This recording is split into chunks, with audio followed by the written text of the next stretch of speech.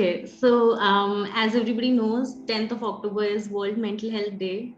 The objective for this day is to raise awareness about mental health issues and mobilize support for mental health. It's also a day where we get opportunities to talk to stakeholders in the field of mental health, talk about the work that they are doing, and how we can make mental health care more accessible to people. With this in mind, I invite our speaker today, Sunita Ramachandran.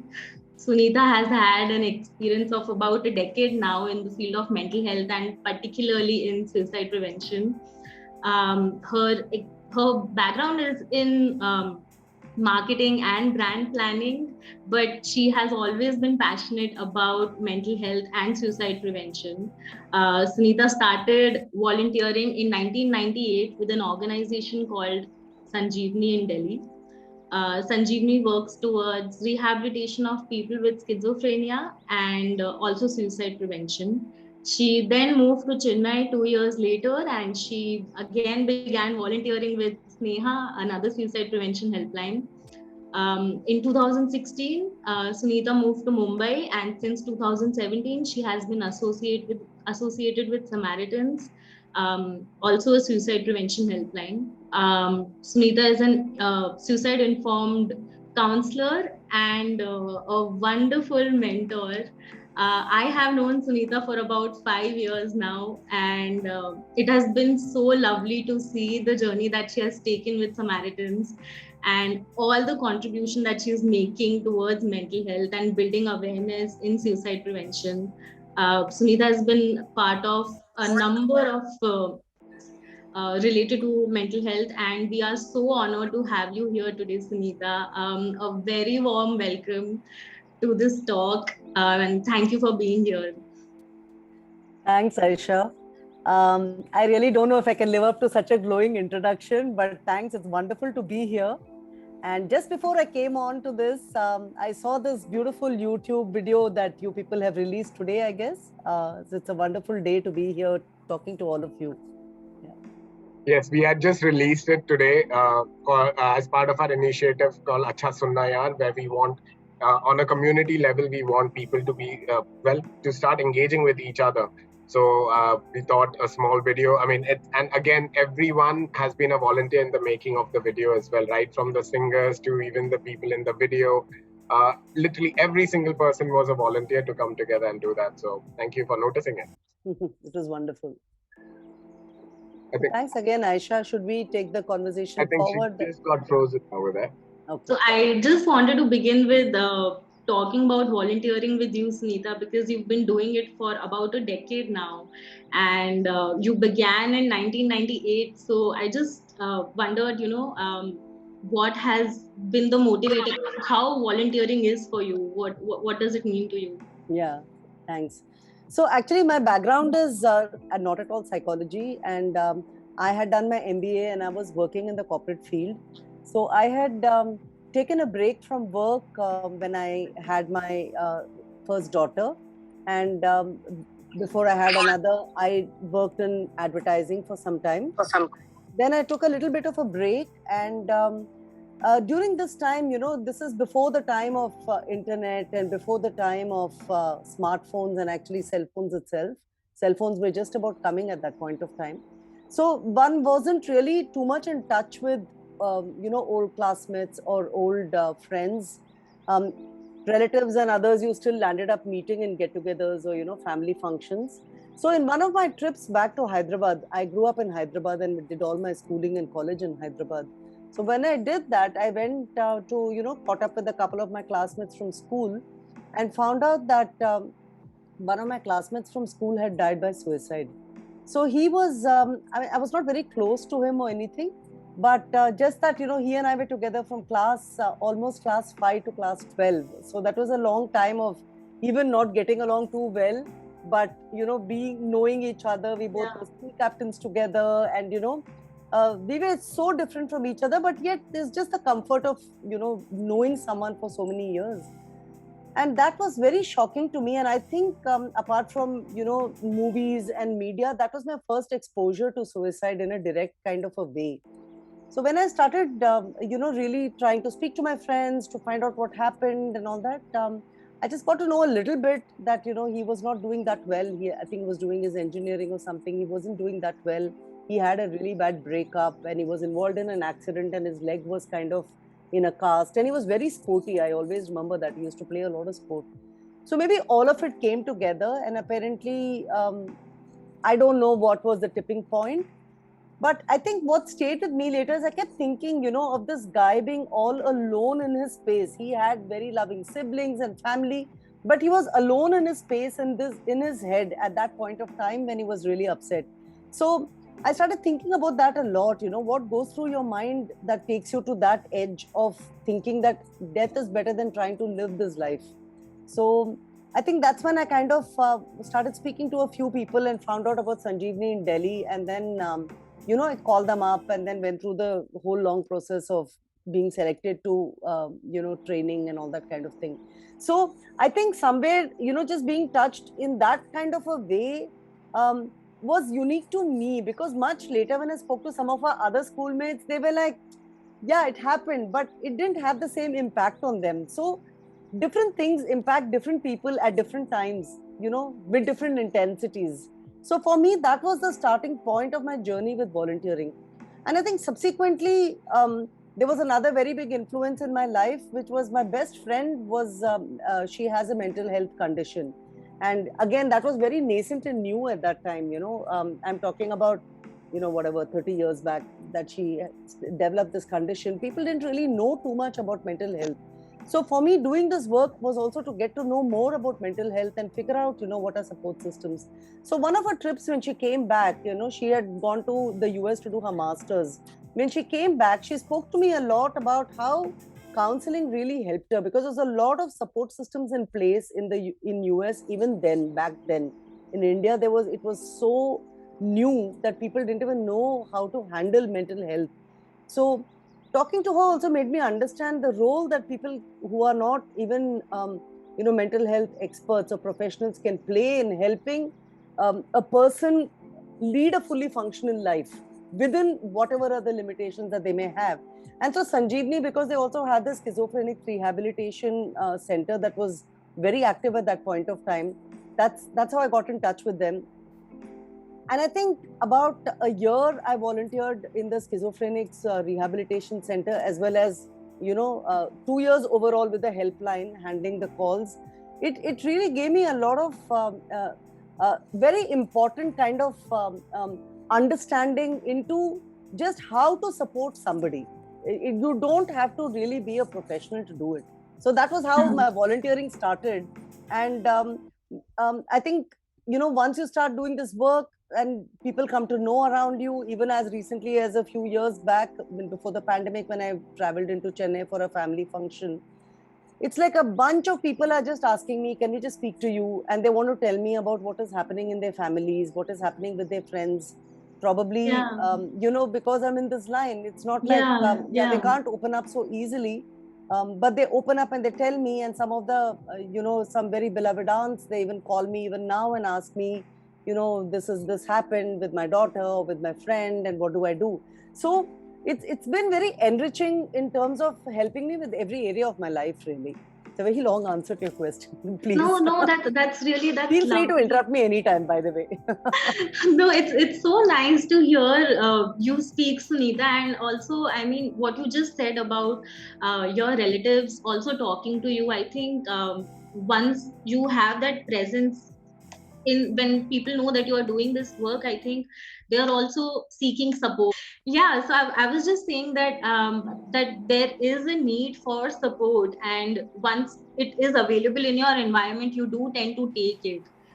But I mean, I think the journey for you has been so personal from that time in 98 when you heard about what happened, and making that shift to volunteer, and also I think with what you said about your best friend taking counseling and help, and for you to be able to look at things from that angle, that this is an area that needs attention and that you want to work towards.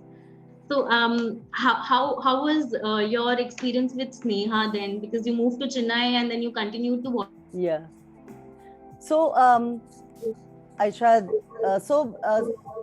Sanjeevni 2 years was, I think, one of the most amazing experiences of my life, because I made really good friends as well. And I think our volunteering area is such that because people come to this line with that passion, you'll end up meeting a lot of people you get along with. And I still have friends from there, so I'm kind of in touch a little bit with them. So I think the main kind of training there and the work there was very different from the work in Sneha. So there it was a lot more like counseling, really. And we took on clients who we would meet session after session. And we were of course supervised, like not exactly like offloading, but there was a supervisory setup kind of a thing. So we did that. So when I came to Chennai and I walked into Sneha, although I'm a Tamilian, one of the biggest problems was to be extremely fluent in Tamil. And I'd been out of Chennai for so long, and probably forever, because I didn't even grow up there. My Tamil wasn't that great. And that's a mandatory requirement in Sneha. So I underwent the full training again, because Sanjeevni is not part of Befrienders India, whereas Sneha is part of Befrienders India. So they have a different kind of an approach. So the approach when I learned at Sneha was very rich for me, because for the first time I did a lot of outreach out there. We went to a lot of villages and a lot of kind of remote areas to talk to them in Tamil. You have to know Tamil to go into the interiors to talk to them about mental health, being able to I would say today we use words like destigmatize conversations, but those days it was just about even introducing topics like just being able to talk without even bringing up the word suicide unless they would bring it up. So it was a very different experience. And then I also continued with my exposure with SCARF. SCARF is a wonderful organization in Chennai which does a lot of work with schizophrenics rehabilitation and schizophrenics treatment. So with Sneha, we used to have a lot of, we used to go across and learn, and we used to also refer some of our callers out there. So there was a lot of connection with the psychiatric end of it, because Sneha was founded by a psychiatrist, Dr. Lakshmi Vijay Kumar. She approached Chadwera and then started a suicide prevention center in Chennai. Wow. So she and her husband both are psychiatrists in Chennai, and very leading psychiatrists as well. So from the beginning in Sneha, the training, there was a lot of overview of mental illnesses. So we got to know a little bit more about mental illnesses, what to look out for. And one approach that really was quite amazing was, Dr. Lakshmi Vijay Kumar, even though she was a psychiatrist, when she was a volunteer at Sneha, she was a volunteer. It was just amazing. Like, psychiatrist ka time is very different, but here she was a volunteer. So it was a very rich kind of an experience, and we had a wonderful first kind of a meeting that I was exposed to with people traveling in from internationally, mental health professionals came for a conference there. So volunteering to help to set it up and all that. So it was our volunteering always, though we get drawn by the work and come to it, ultimately, I think you land up enjoying a lot of the peripheral things, like how Sachin was saying at the start, that everybody was involved in making this video.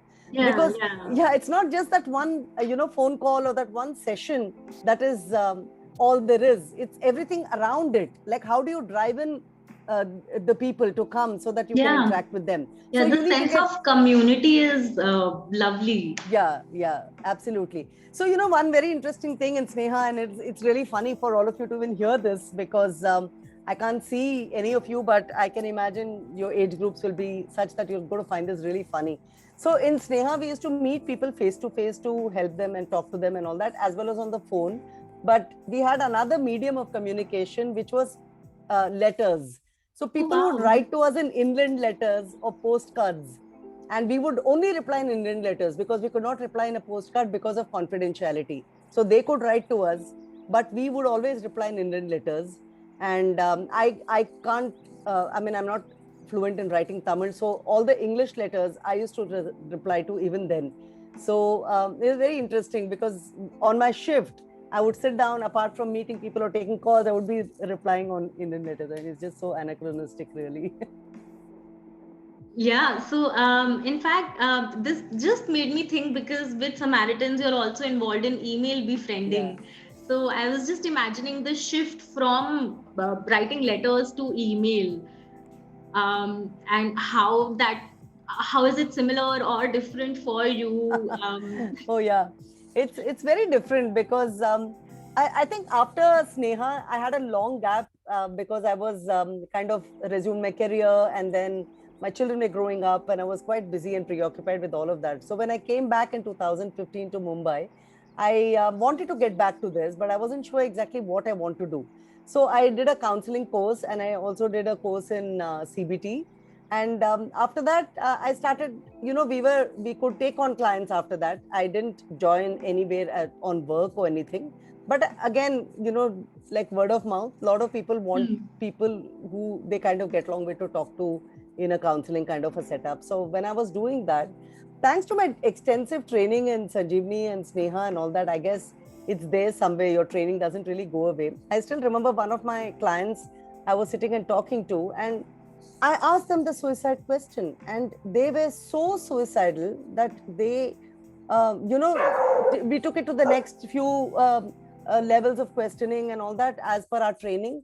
And after the session was over, I realized that coping with this all on my own is not advisable, not even for me and not even for the client. So then I said, I need a support system where I don't need to discuss this, but I need to be in touch with, the right way of doing things. So that's when I revived my, I wanted to come back to a crisis intervention center. And I remember that in Sneha, when we did the training, they did mention about Samaritans Mumbai being the first center set up outside UK. It was the first Samaritan set up outside UK. So I remembered that, and then I reached out and started volunteering with Samaritans. So that's how I got back into volunteering. And it's been really wonderful because many of you may or may not know this, but Sachin is our lead trainer at Samaritans, and Aisha was in the same training batch as me. We actually spent a lot of time together, so we know each other very well as well. So once I did the training and I came back, it's like going a full circle really, because a year after I was at Samaritans, there was a training, Befrienders India training in Chennai, which was hosted by Sneha. So when I went back there, I was really delighted to meet a lot of volunteers who I knew from aeons ago. And they really led the session on email befriending and spoke about email befriending. And I remember I made all these notes, came back, and I went to my director and I said, we have to start it. We have to start it in the center. So that's how we started email befriending. So it's very different, of course. So email befriending is wonderfully different from letters, because snail mail is just that, snail mail. It takes ages by the time they reply, etc. But email, you have the advantage of, hearing back from your caller much faster. So it's almost something where you're able to be with them through their journey. So it's a very fulfilling kind of experience. But ultimately, I think the most important thing is to really be there for them in whatever way that they are comfortable with, which is eventually going to be moving into maybe texting or chatting, and we are not there yet. At least the work that we do, we are still, like, even with an email, there's a lot of thought that has to go into crafting, using the correct words, etc. So we are getting there. Abroad, they have used a lot of artificial intelligence, and there is a lot of chat that has come in, and bots, and those are actually pretty effective if a lot of I mean, if it's done in a really good way, it can be very effective. And I think even in India, there are a few platforms that have opened up like that. So I would imagine that going forward, the way we communicate with callers may be really dramatically different. But the fundamentals don't go away. The fundamentals of wanting to be there for the person and caring for them. Yeah. I mean, like the journey from letters to now emails, and now we are also moving towards the chat platform. It's just again making mental health more accessible to people, and still trying to keep that connection and holding space for somebody. Okay. Yeah. So I was talking about this sense of community, and I think, like, even when you mentioned about Sneha and the people that you found there, and just that going together, yeah, with Samaritans. And then I was just thinking that you are a part of Samaritans, but you're going back to you're going back to Chennai for this conference, and you're again meeting people, and there is that huge sense of community. And I was also thinking that that you moved to Chennai and you started volunteering, then you moved to Mumbai and you started volunteering. And I was thinking that does the experience of a new city also change because of volunteering or being in this community, in a new place, you I think may need to uh, make a new social circle and all of that, um, and then to enter Mumbai and then have Samaritans community. How has this experience of community been? No, that's a really wonderful question. I think one of the best things about when you move is if you can have like-minded people that you can connect with. So after my marriage, my husband is in a job where he moves around quite a bit. So me and my children have moved around a lot, and a lot of times moving was logistically about finding the school, finding the home, and then ferrying my children around to make sure to help them find their friend circle, or ferrying them to their friend circle. And in the world, I think somewhere a lot of my I mean, absolutely no offense, but a lot of my friends landed up being similar age, similar kind of profile, and that was it's all good. But then you land up being in a bit of an ivory tower, or you land up being, you think this is what life is, but life is really not just that. It's way, way beyond all of that. So where are you going to go to, meet people from completely different socioeconomic backgrounds, different vocations, avocations. I mean, it's just amazing. So when I came to, I mean, I'll just take the example of Samaritans itself. When I came to Mumbai and started volunteering with Samaritans, it was just even in the training itself, Aisha, when you and I were sitting in the training, I think we were whatever, some 20 people. I don't think there was even one person who thought similarly to the other person. And our discussions were all so vibrant and varied. And I just remember that I think I used to laugh most of the times because it was just amazingly funny for some reason. We were talking really heavy topics like suicide and grief and all that. But for some reason, we just could laugh and go back feeling light at the end of the day. And that is where community really makes a difference, because when you're alone, serious topics can really become really heavy, almost like burdensome. But when you're together, you're just halving it, or even less than that. So where else could I have found a group of people who are my friends, who are so different from me and yet so alike? Maybe similarly just simply in our passion, for example, we could be really alike. So ultimately, the kind of bonds that you make in life are going to be of different kinds. You have your social circle, you have your work circle, you have your relative circle, and many other circles. But when you volunteer, you're literally meeting people of different ages, different backgrounds, and what you bring to the table is just something. Like every single shift I have done across all my volunteering, I have met different people, and I've never tried to stick with the same volunteers, or never that I formed friends and tried to stick with them, because I believe that every single person I met, I had something to learn from them. It could have been the simplest way of the way they answered the phone, or just a perspective they brought in, when we were having a conversation. So friendship goes a little deeper, I guess, but even just the community, when we speak about, you're not alone. You feel very, very supported. So it's been really rich. And I think going to different places like your Dadar and your other kind of places in Mumbai, maybe I would have never gone otherwise. So it's put very simply, I think community is what really makes a difference. And this is something you do for yourself. You're not doing this for anyone else. Yeah. No, absolutely. Because I think definitely, we say that with suicide prevention and crisis hotlines, you're doing such a wonderful work and you're saving lives. But so many people have mentioned this, volunteers, that what it is them that gain that experience and learning, and it is the driving force for them is themselves because of how it makes them feel. So how has I think how has emailing been for you, and how has taking calls been for you in the past 4 years with Samaritans? Okay.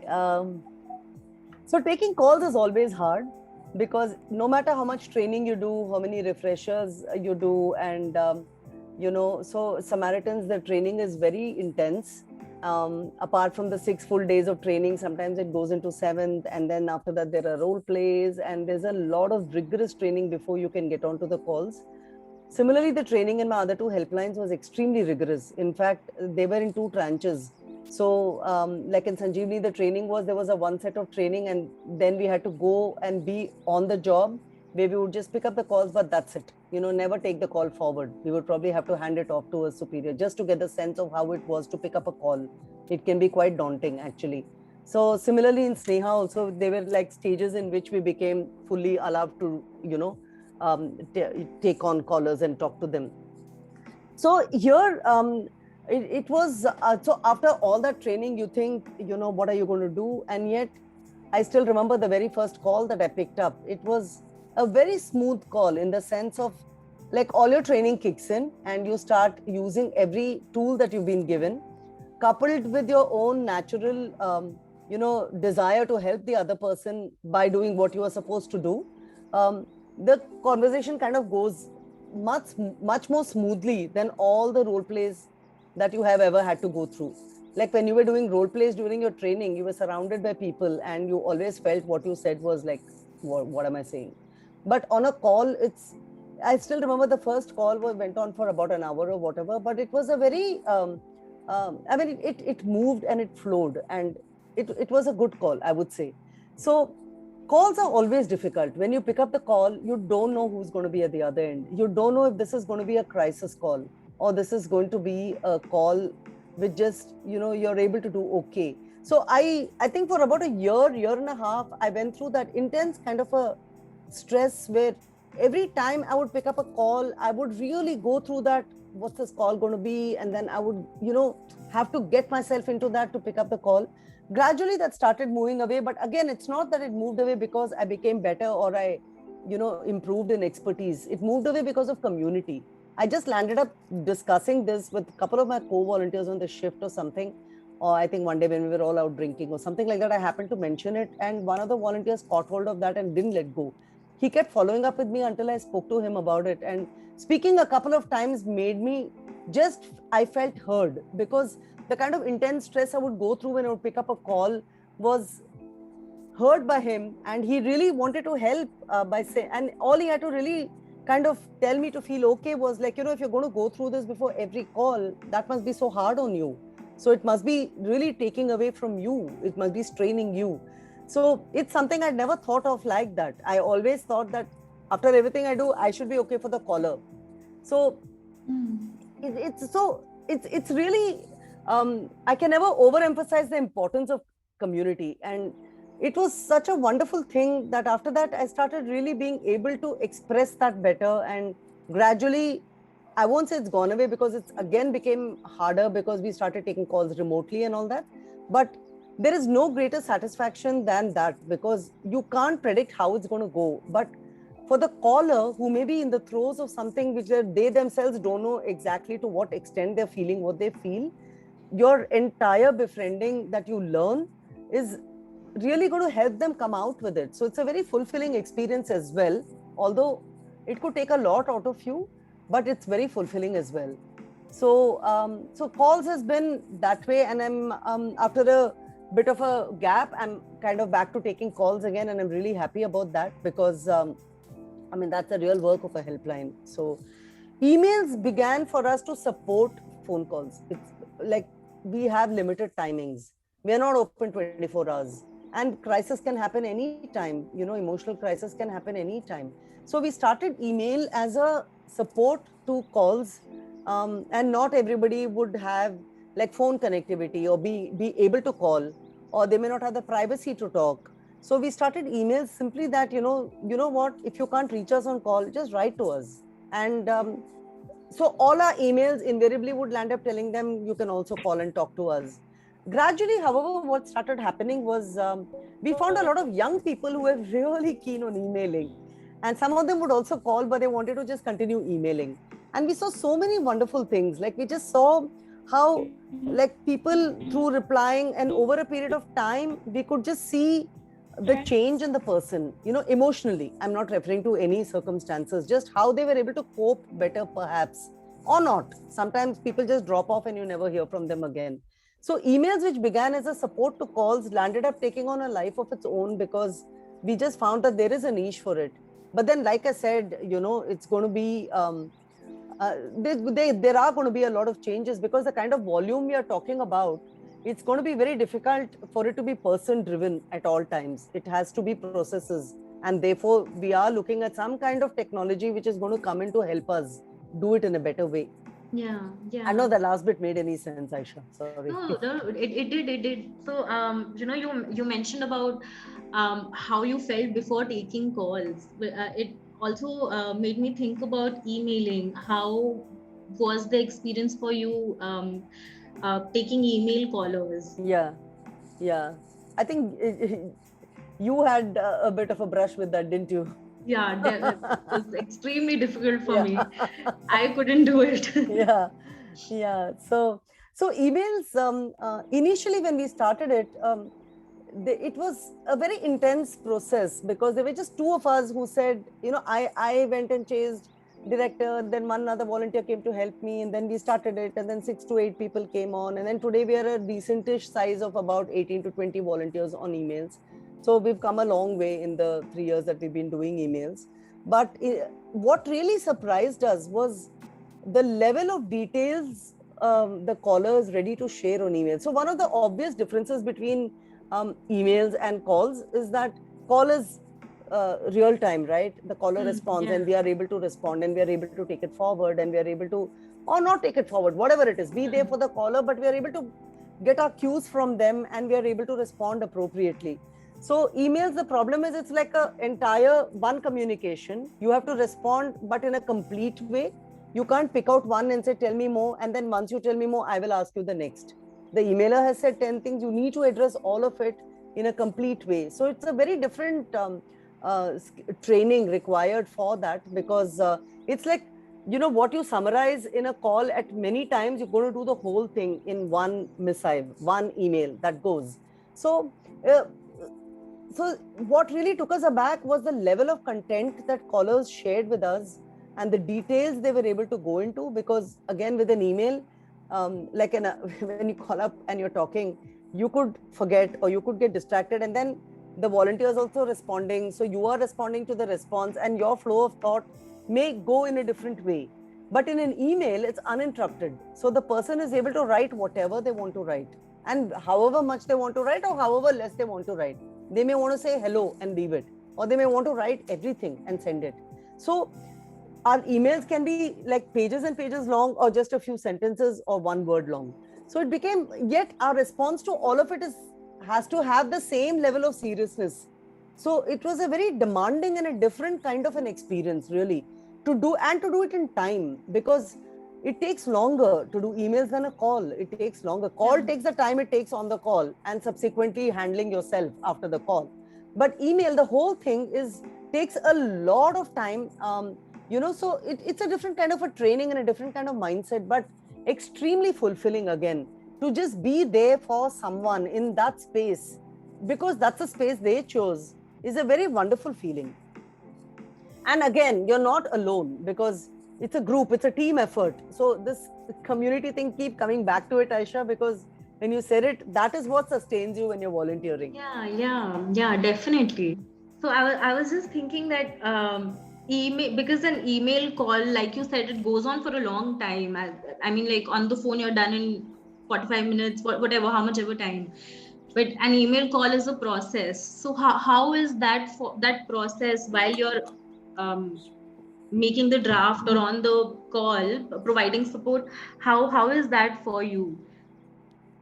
Okay, so of course, there are a lot of protocols in place, and procedures in place, etc. I'm not going to go into all of that. I think the most important thing with an email response is to get in, because you're not doing it on a call or in person, but you are doing it at your space. So the email is already there with you. So you can choose when you want to respond to it. So you find your time and space to respond to it. So you have to get into that. Now, when you are taking like a phone shift, or when you're taking a shift, where you can meet when you're taking callers in person or on call. You're already in that mind space. So for emails, you may be taking it remotely, you may be taking it at home, you may be taking it elsewhere. You need to get into that kind of mind space, focus on that, use the befriending and the skills and the training that you have been provided, and respond. Now, because the written word can be so ambiguous, because you don't have the tonality behind it, you can't pick out the nuances behind it. So your response would land up being a bit, maybe off the mark. Like what you write, I may perceive it in a certain way, and someone else may be perceiving it in a different way or getting something else out of it. So emails, always we have like a couple of people look at it. So even if I'm doing the response, somebody else would look at it and say, hey, I don't think that this is perhaps what the caller meant, and probably this is what the caller meant. So you don't do it alone, you do it with somebody to try and weed out as much subjectivity as possible of your own personal perspective, and you're able to bring it to the caller's perspective. So fixing the caller's perspective is probably the hardest thing to do in an email.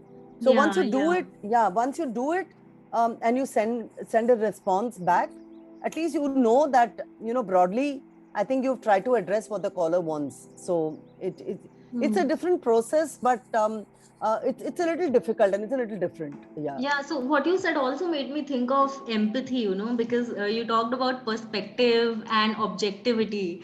So I was just thinking about how being empathic can be so different and can take such a different form um, on the phone and on the email. And still you're still providing that space, but it can be, it's just so dynamic in that sense. Yeah, very true. Very true. So it's actually, I think conveying empathy may be harder on an email than a call, because in a call you can use your warmth, you can convey through your tone, but in email you have to use words, and words land up being very stilted at some point of time.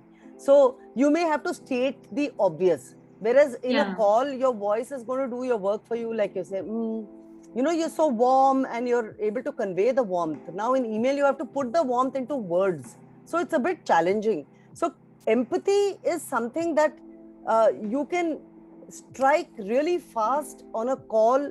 Simply, once you make the connect and you're able to get into the caller's, whatever is the emotional mind space they are in at that point of time, you're able to get into it, you're able to connect, and you're able to take it forward. Now in an email, sometimes you can, sometimes you can't, because there are such obvious language barriers. So the person may write something which is not making the same sense to you that you might have been able to pick up when they spoke to you. So getting that empathy is a bit harder on emails compared to calls. Conveying the empathy is even harder on emails. But overall, if you look at empathy, what is really empathy is holding yourself back in order that you're able to really see it from their point of view and be there for them in that space wherever they are. So that is the effort that is constantly being made, whether it's on calls, in person, or on email. So it gets a bit harder at times. So it's over a period of time, as we've been doing it for a few years, we have also understood how usage of certain words conveys empathy so directly and immediately.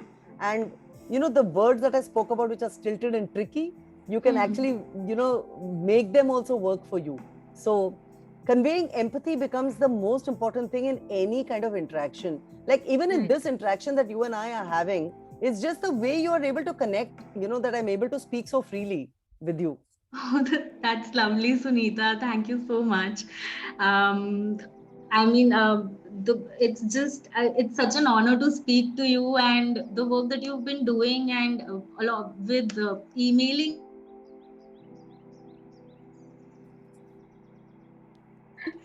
And it's just amazing. So Sachin wants me to end the conversation, but I do have one last question. Sorry, Sachin.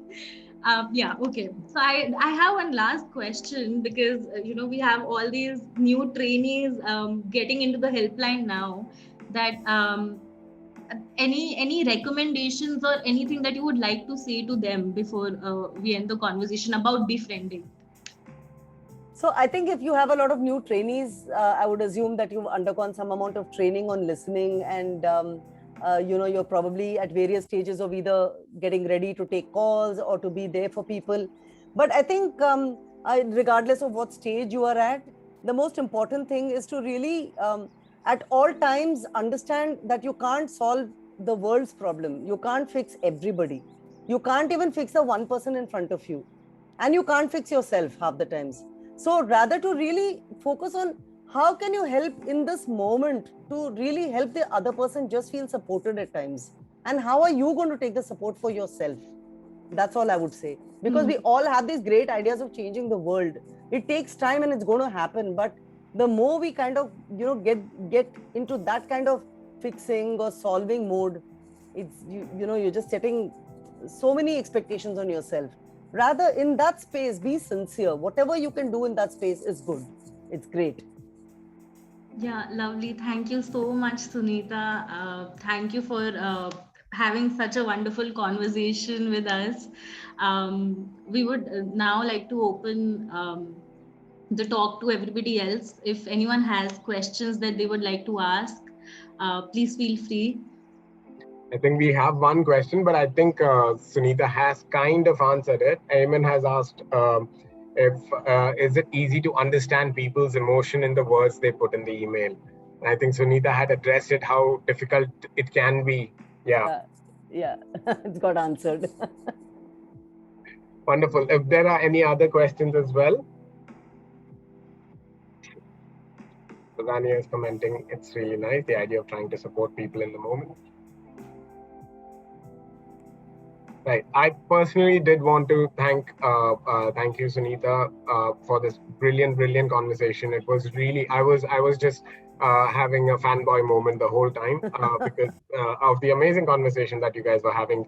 The whole process of the training, and like I could remember my own training and everything, right? So that was really fantastic to be part of this moment as well, and sharing. And thank you for sharing this moment with us.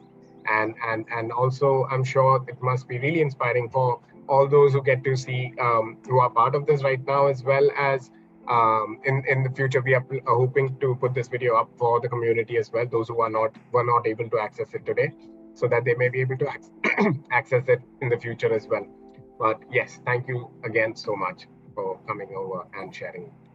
Thank you so much. Thanks, Aisha. I just really enjoyed catching up with you and talking to you. And thanks, Sachin, for this amazing opportunity. I can just see so many names and I can't see them. And I just want to, tell all of you that I'm so happy I spent this 45 minutes with all of you on World Mental Health Day. And congratulations again, Connect Heart, for the wonderful video that you people have put out today. I just loved it. You're doing great work. Thank you. Thank you so much. Sunita. Thank you so She's much. not paid for this. She's not paid for this. I'm not paid for anything. I'm only a volunteer. Thank you. All right, I'm stopping the recording.